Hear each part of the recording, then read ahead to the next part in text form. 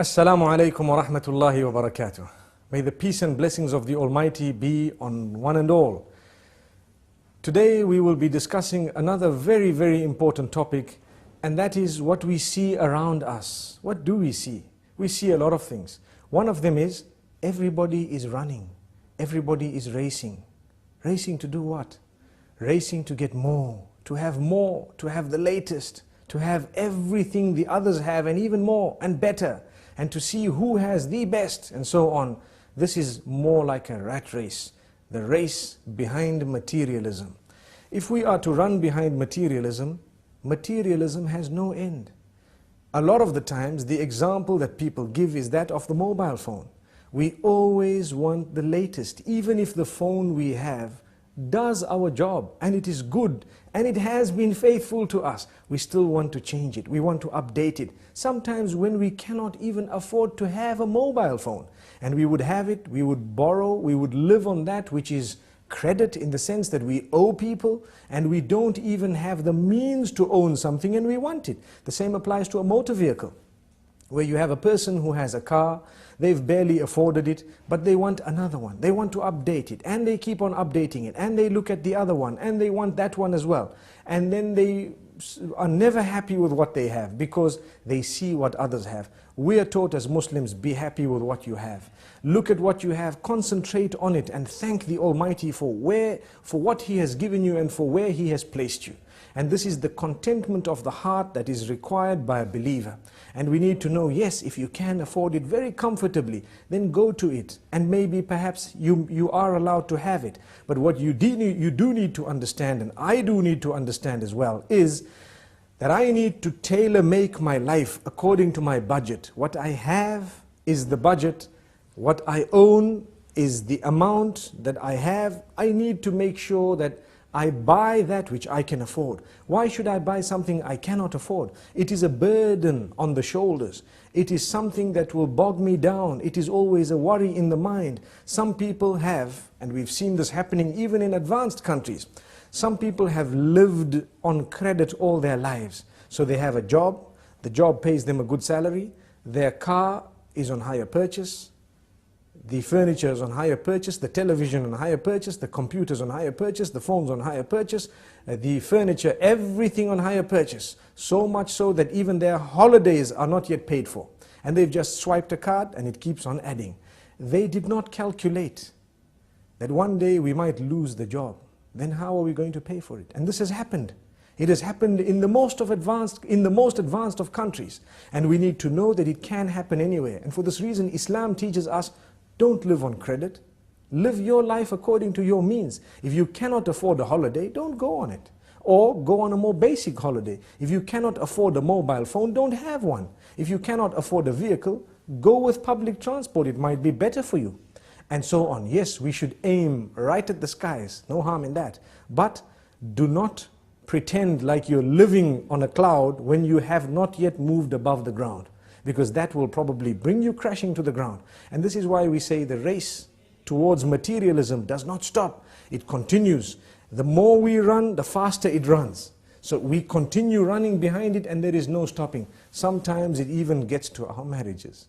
And this is a point that might be a red button being pressed, but we need to say it. When a person is used to changing everything, every time a new model is out, they want a new car, a new phone, a new watch, a new this, a new house, some people who are weak, it might even seep into their marriages, where they no longer are interested in their own wives. Why? There is a new model out, so to speak. What does that mean? There is someone who wears a different type of clothing, who has a different cut, different likes, and everything is totally different, much younger and so on. We need to be careful. We should never allow this to seep into that department of our lives. And for this reason we say, harness it from the very beginning and you will be calm. You will lead a relaxed life. How many poor people do we have who sleep very well? And on the other hand, how many rich do we have who cannot sleep without a sleeping pill? How ironic. It should have been the other way around. But the reason is, sometimes the more we get, the more we want. And for this reason, the Almighty keeps us sometimes slightly backward, so that we can enjoy our sleep, we can have a happy home. So many people, that when they've got enough money, enough time, enough good health, so to speak, they tend to think of sin, and they'd like to go and spend it in the casinos, on people whom they are not supposed to be spending it upon, spending nights out, engaging in adulterous affairs, and so on, because they've got the time to do that, the wealth to do that, the health to do that. So as a gift of the Almighty, He sometimes keeps us less wealthy so that we don't even go there. He sometimes keeps us less healthy so that we don't have the health to do that. And sometimes He keeps us occupied so we don't have the time to do that. And we lead a happier home, a happier life, a happier family. Our children are always with us on our laps, having the meals with us and so on. Whereas you have sometimes those who have been given a lot, they don't have a meal with their children. Their children are distant. They have a relation with them which is very plastic, or should I say, very cosmetic. We ask the Almighty not to make us from those. Yes, there is an exception. There are those who are wealthy, and they use their wealth in the right direction, and they do not allow that wealth to develop, or should I say, to change in a negative way their character and conduct. Because sometimes what wealth does, it messes a person up. Or, to word it more correctly, as we've always said, wealth does not spoil you, but it gives you the opportunity to show who you always were inside. And I think we've explained this in the past. Like someone working for a boss, and his boss tells him something he doesn't like, he might be very upset, he wants to show it, but because he's not as wealthy, he cannot show it. So he says, yes sir, thank you sir, okay sir. But his heart is bubbling and bursting with all this, want to actually clarify and to answer back. He hasn't done it because of his standing. The minute he gets wealth, the wealth did not spoil him, but it gives him a chance to answer back and say, who do you think you are? If you have, we have as well. And for this reason we say, we need to have the best character and conduct prior to when we've had wealth, whilst we have the wealth, and even after it's gone.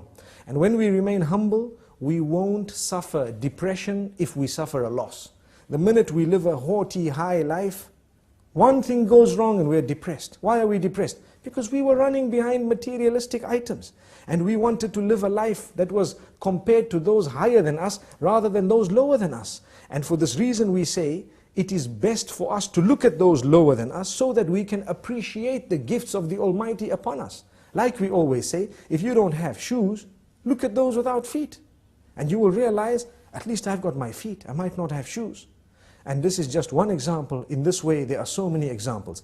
The youth out there, definitely the media plays a big role, a very big role, in convincing people to want things that they don't actually need. And this is why we need to distinguish between the wants and the needs. You need something, that is different. But when you want something, can you afford it? Is it necessary? Even if you can afford it, is it going to result in the destruction of your marriage, in the pushing away of your own children, or in the loss of respect, or in the changing of your habits in a negative way? If it is, leave it out. It's only something you want. You don't actually need it. You'd rather remain with that which you need and have an intact family with positive, relatives and family members and a good work environment and so on. That is much, much better than being a person who has everything, no friends, no family, nothing good in life.